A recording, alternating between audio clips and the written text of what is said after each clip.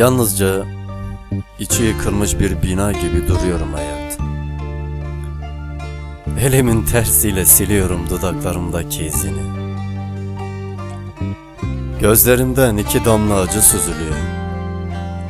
Zaman içinden nasıl da yaralı çıkarıyor bizi.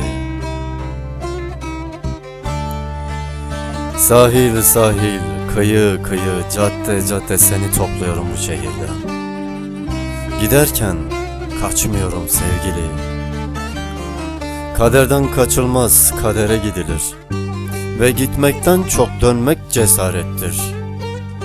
Son tur, yeniktik, bittik artık. İçimde hiç düşmeyen bir kan ateşi var. Kalbimden çıkardım bütün terk edilmişlikleri. Geriye kalabalık bir yalnızlık kaldı sanki. Gözlerim kendi pırıltısında unuttu ışığını. Söyle, söyle sevgili. Hiçbir şey olmayandan nasıl çaldın her şeyini?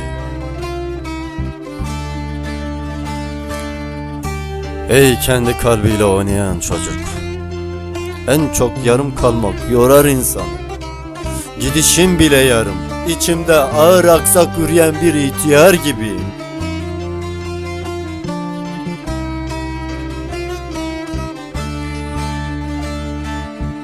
Kalem kelime kusar, aşk içimde kendi kuyusunu kazar. Gece kendini mermi gibi içime saplar. İnsanın ağlarsa kalbi ağlar, gözleri yalan ağlar.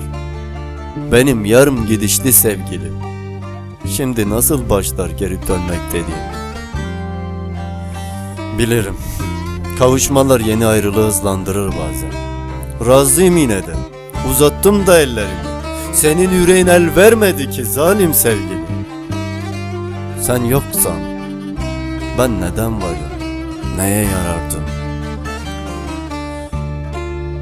Şimdi yağmurlar ıslanıyor gözyaşlarımla. Duruladım kalbimi yalnızlığımla. Gidişi de kalışı da gibi yarım yarım sevgili. Yokmuş işte hayat, hayat üstümü vermedi zalim sevgili.